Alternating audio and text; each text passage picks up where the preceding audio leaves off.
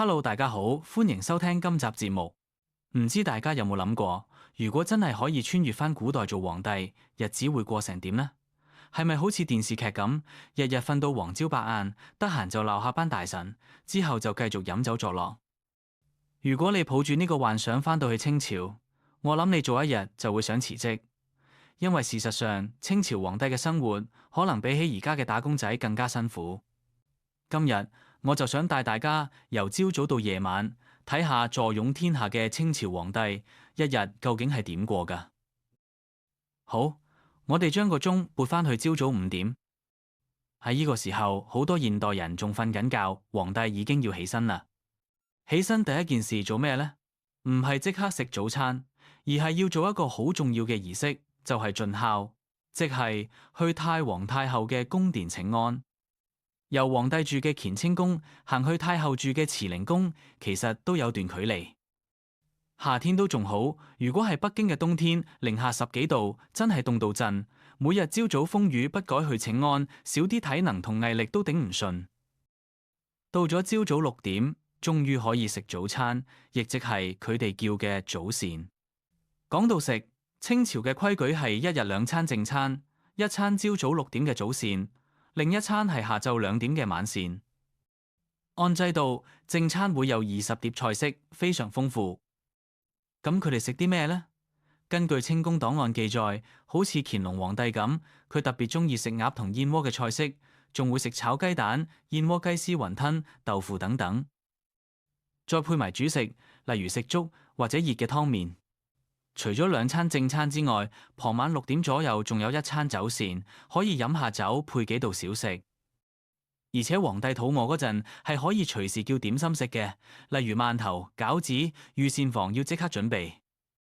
佢哋仲有一個幾特別嘅習慣，就係成日飲奶茶，幾乎日日飲。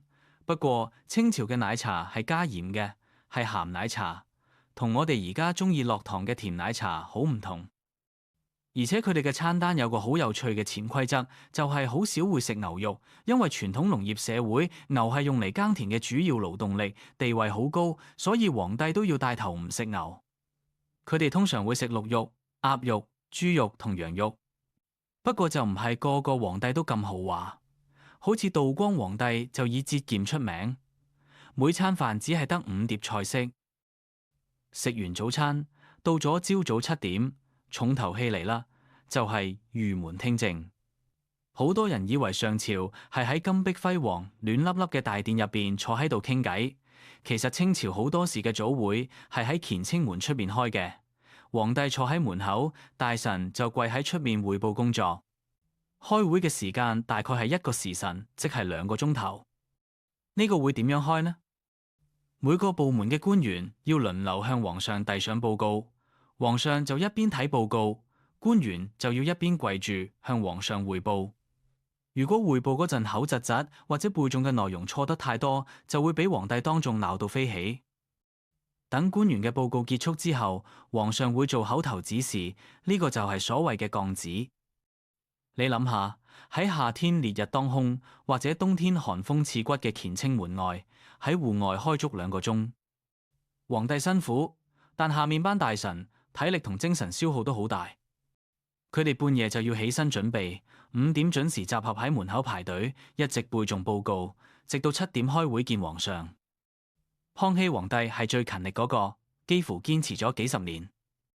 後嚟啲皇帝頂唔順，慢慢變成幾日一次，甚至好似咸豐年代咁，逐漸取消咗呢個制度。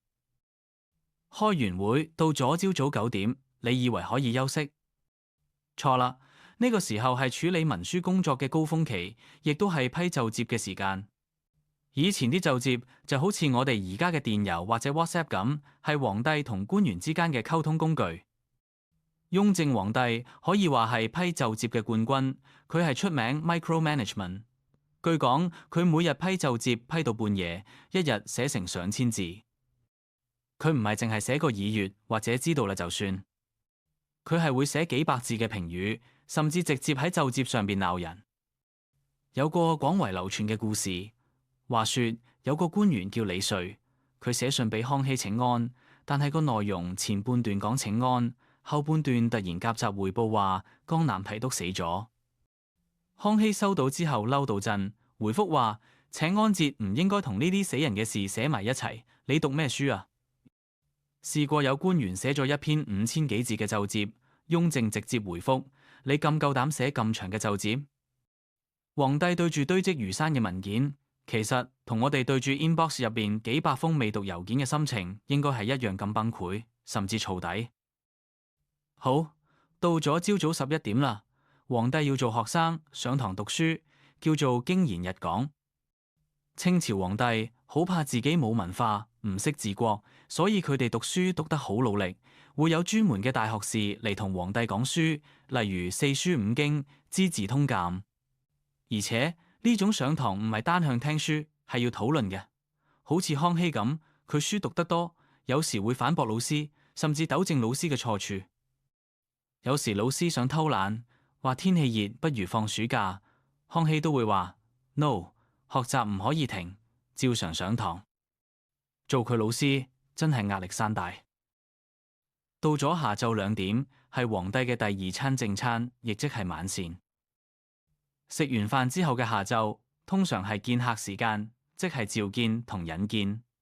召見通常係見核心高層，例如軍機大臣，大家坐埋一齊傾國家機密，打仗打成點啊？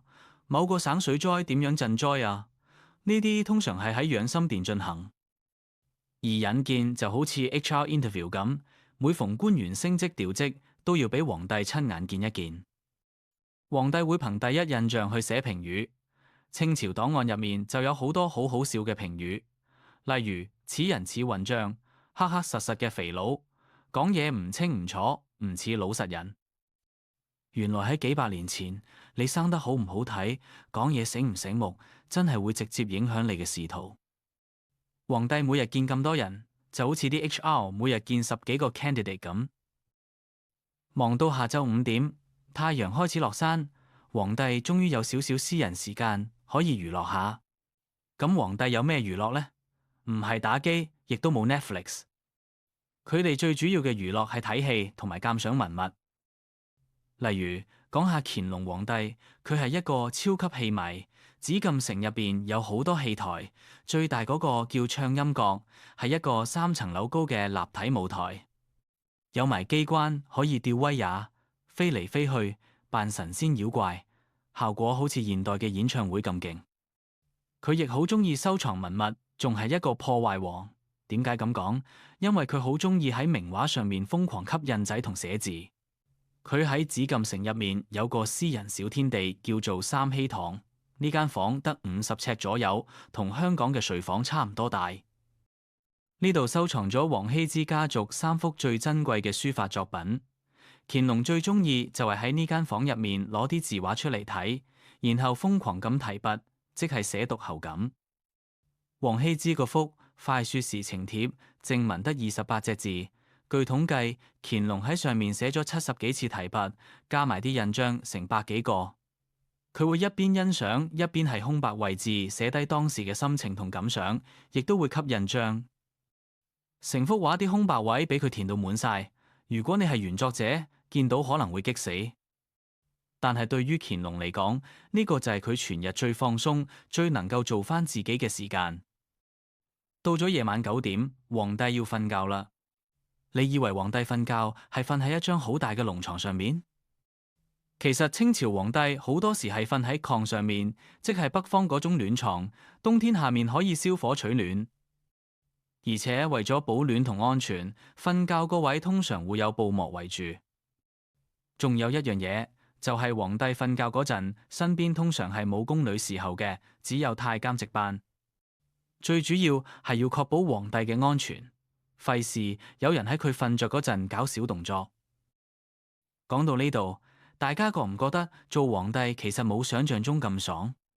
由朝早5點起身，一直忙到夜晚，中間充滿住無數嘅會議、批奏摺、讀書、見人，而且要背負住成個國家嘅命運，做錯一個決定就係關係到千萬人嘅生死。嗰種心理壓力唔係個個人都頂得順啊！康熙曾經講過類似做人難、做皇帝更難嘅說話，雍正甚至喺自己嘅印章刻住為君難3個字。佢哋擁有無上嘅權力，但同時亦失去咗普通人嘅自由同簡單嘅快樂。下次當你覺得自己返工好辛苦，老細好煩嗰陣，不妨諗下做皇帝都係咁辛苦，個心會唔會即刻平衡返啲呢？好啦，今集嘅分享就差唔多啦，希望大家聽完之後會對呢啲歷史有唔同嘅睇法。我哋下集再傾，拜拜。